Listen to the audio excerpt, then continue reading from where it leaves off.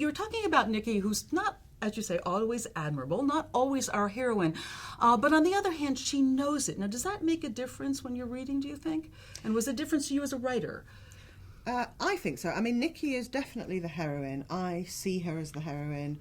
She's the person that I'm rooting for when I'm writing the book. And hopefully she's the person the reader is rooting for. Now, she's a flawed character. And, you know, this is something I often do. I often have as my female protagonist a flawed or even a very flawed person. But when people say to me, as they quite often do, why do you write about these flawed people? Or, you know, you're so good at writing flawed characters. I always think that's quite funny because all characters are flawed. All people are flawed. And when you talk about flawed characters in fiction, it kind of suggests that there's such a thing as a non-flawed character.